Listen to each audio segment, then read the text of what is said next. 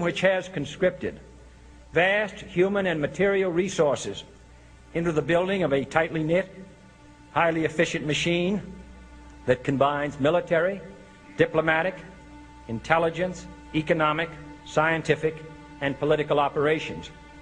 Its preparations are concealed, not published. Its mistakes are buried, not headlined. Its dissenters are silenced, not praised. No expenditure is questioned, no secret is revealed. That is why the Athenian lawmaker Solon decreed it a crime for any citizen to shrink from controversy.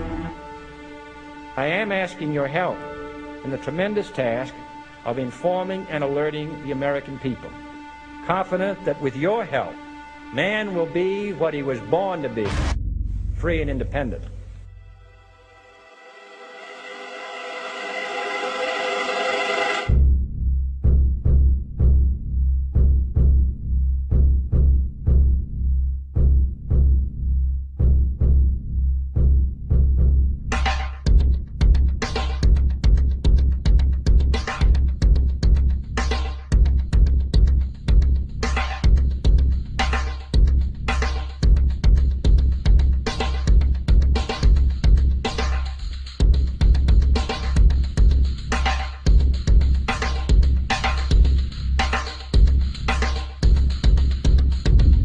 In 1775, the American Revolutionary War began as the American colonies sought to detach from England and its oppressive monarchy.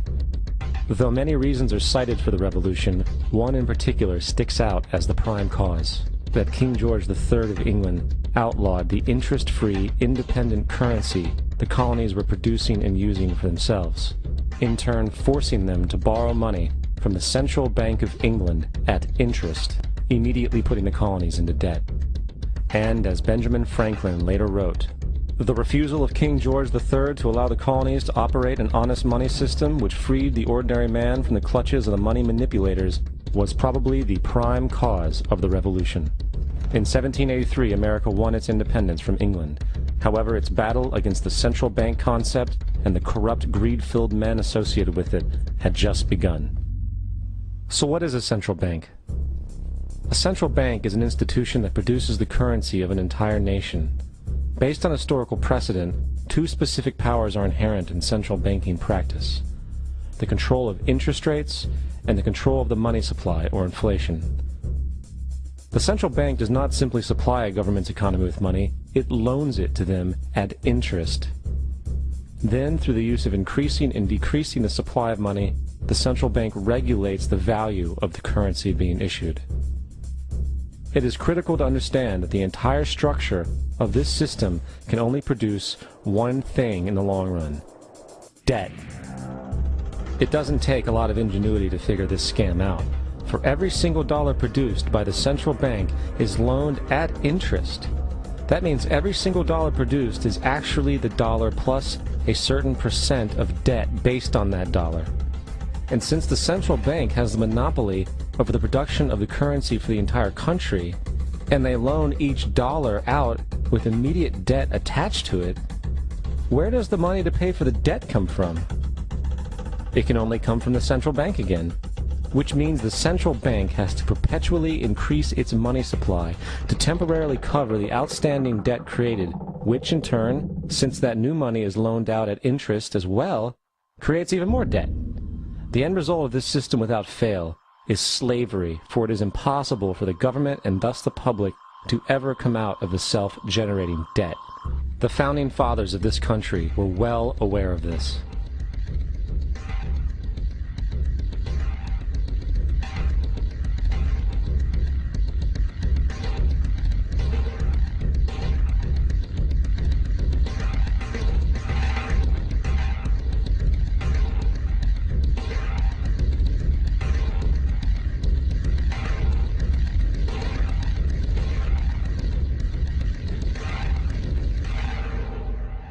By the early 20th century, the U.S. had already implemented and removed a few central banking systems, which were swindled into place by ruthless banking interests. At this time, the dominant families in the banking and business world were the Rockefellers, the Morgans, the Warburgs, the Rothschilds.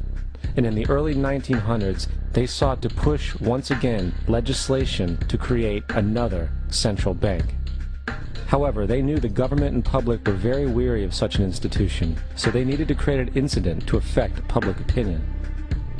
So, J.P. Morgan, publicly considered a financial luminary at the time, exploited his mass influence by publishing rumors that a prominent bank in New York was insolvent or bankrupt. Morgan knew this would cause mass hysteria, which would affect other banks as well. And it did. The public, in fear of losing their deposits, immediately began mass withdrawals. Consequently, the banks were forced to call in their loans, causing the recipients to sell their property, and thus a spiral of bankruptcies, repossessions, and turmoil emerged. Putting the pieces together a few years later, Frederick Allen of Life magazine wrote, "The Morgan interests took advantage to precipitate the panic, guiding it shrewdly as it progressed." Unaware of the fraud, the Panic of 1907 led to a congressional investigation headed by Senator Nelson Aldrich, who had intimate ties to the banking cartels and later became part of the Rockefeller family through marriage. The commission, led by Aldrich, recommended a central bank should be implemented so a panic like 1907 could never happen again. This was the spark the international bankers needed to initiate their plan. In 1910, a secret meeting was held at a J.P. Morgan estate on Jekyll Island off the coast of Georgia. It was there that the central banking bill called the Federal Reserve Act was written. This legislation was written by bankers, not lawmakers. This meeting was so secretive, so concealed from government and public knowledge that the 10 or so figures who attended disguised their names when en route to the island. After this bill was constructed, it was then handed over to their political frontman, Senator Nelson Aldrich, to push through Congress. And in 1913, with heavy political sponsorship by the bankers, Woodrow Wilson became president, having already agreed to sign the Federal Reserve Act in exchange for campaign support. And 2 days before Christmas, when most of Congress was at home with their families, the Federal Reserve Act was voted in, and Wilson in turn made it law. Years later, Woodrow Wilson wrote, in regret,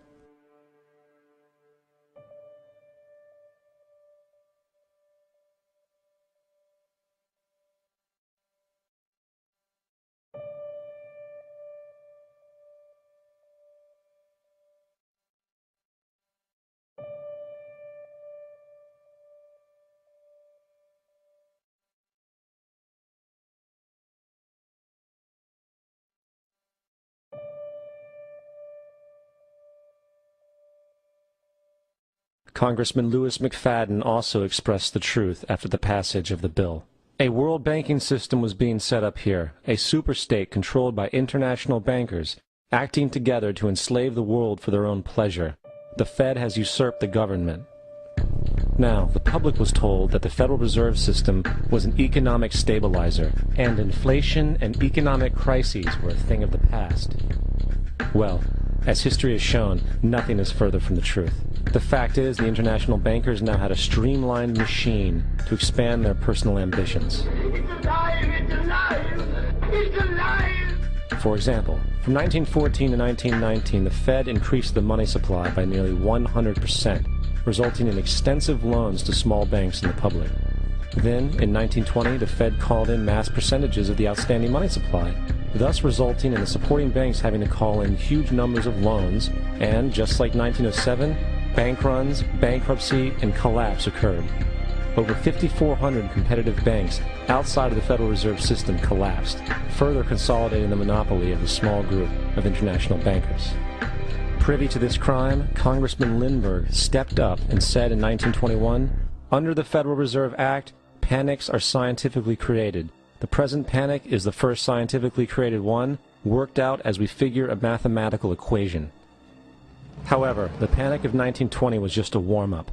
From 1921 to 1929, the Fed again increased the money supply, resulting once again in extensive loans to the public and banks.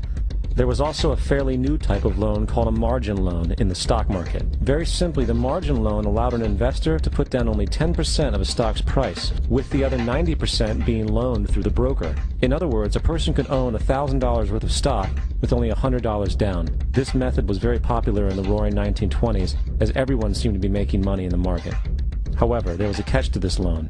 It could be called in at any time and had to be paid within 24 hours. This is termed a margin call, and the typical result of a margin call is the selling of the stock purchased